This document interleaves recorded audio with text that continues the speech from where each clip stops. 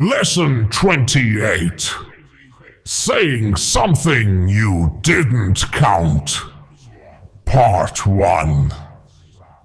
Introduction. 200 more cups.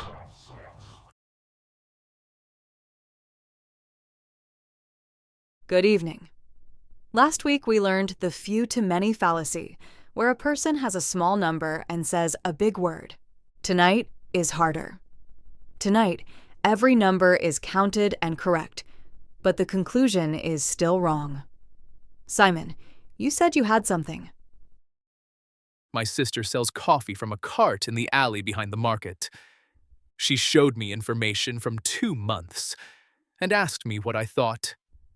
In March, she sold 900 cups. In April, she sold 1,100.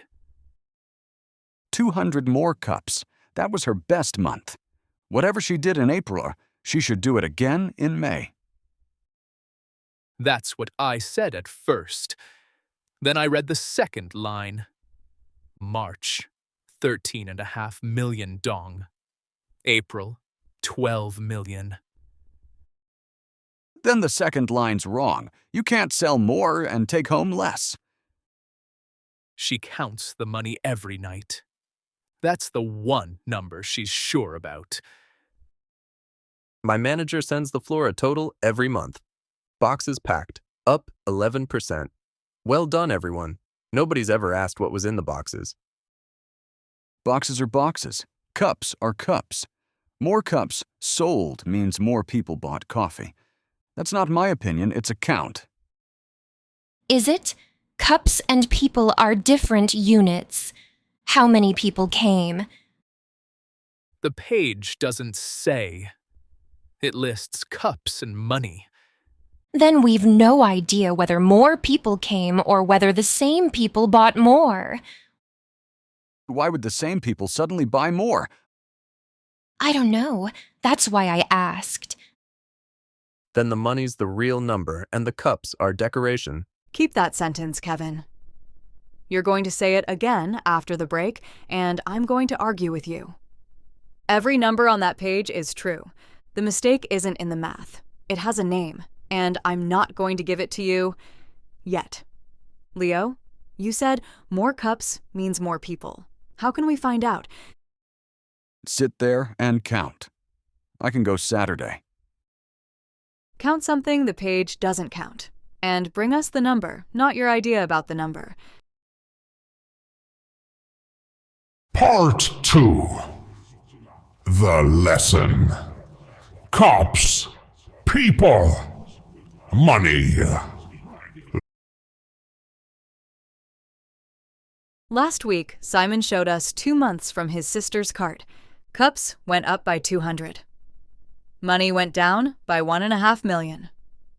Tonight, the mistake has a name. It's called saying something you didn't count. A count is a number of things. The question that matters is, which things? I went to the coffee cart on Saturday. Tell us what you counted. I sat from 2 o'clock until she closed. I counted cups and I counted people. Until 4 o'clock, they were the same. 92 cups, 92 people. After 4 o'clock, they were different. Why 4? There's a paper sign on the side of the cart. After 4 o'clock, buy one, get one free. So one person, 2 cups. I asked my sister how many free cups she gave away in April. 300.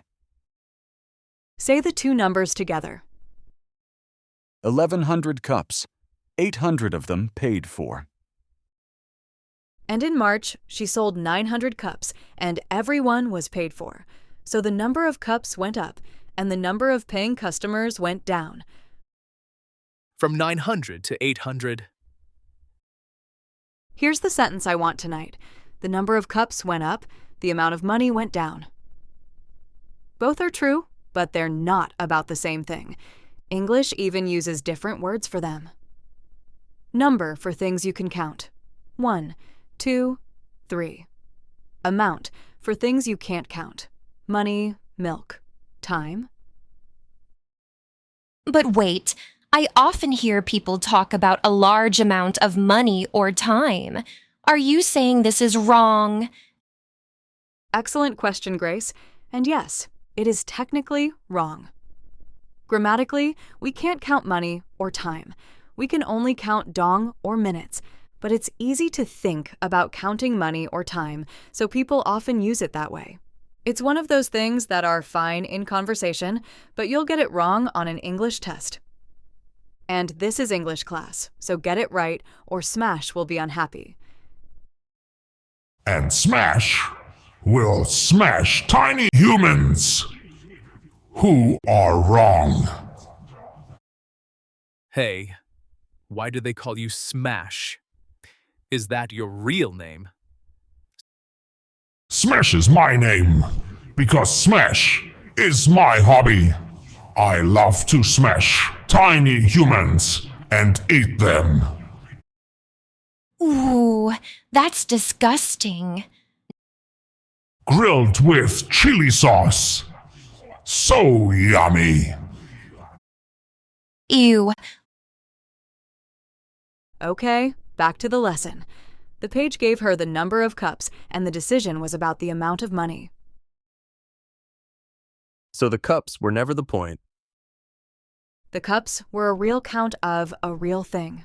They just weren't the thing she was deciding about. Count the thing you're deciding about. And the free cups still cost her something. Milk, ice, sugar. She uses the same quantity of milk in a free cup as a paid one, and the same 3 minutes.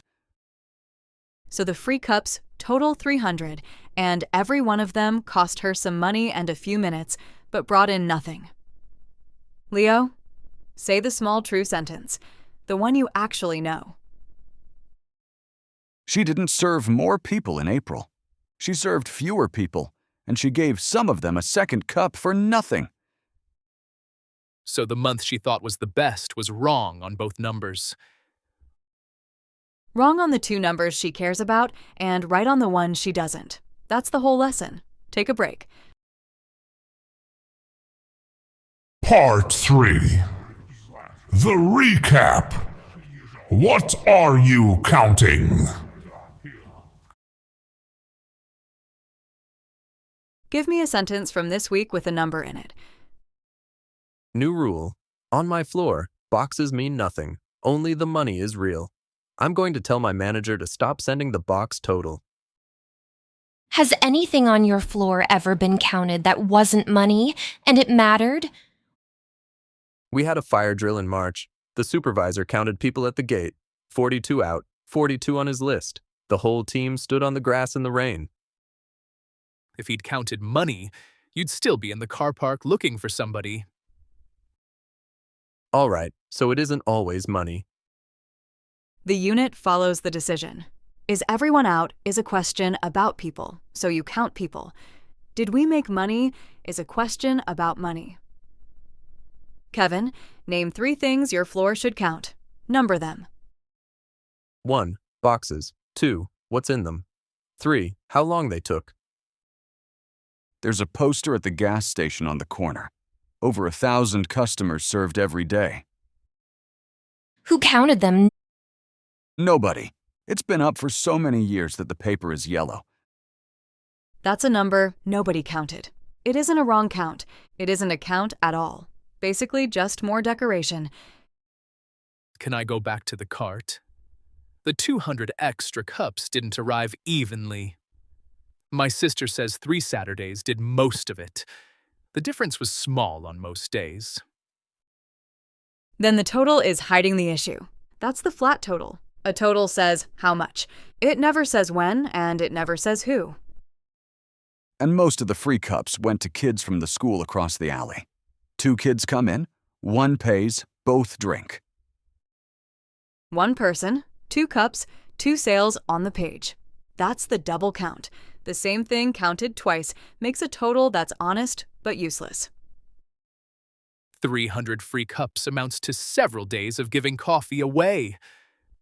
So what should she do? Stop the promotion? We don't know. She'd need to count the customers for 2 weeks with it and 2 weeks without it. That's more counting. Yep, but counting the right thing. Leo knows that cart best of anyone now, and he only sat there once. Part 4. Your turn. Teach it back. In pairs. One teaches, one argues back. Grace and Leo first, and watch how Leo pushes. The mistake is saying something you didn't count.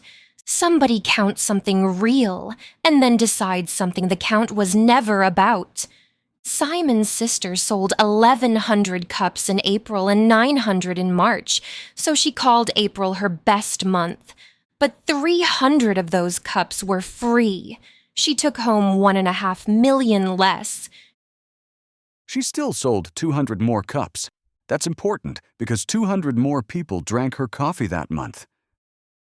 You're right, more people drank her coffee, but she wasn't deciding whether people like her coffee.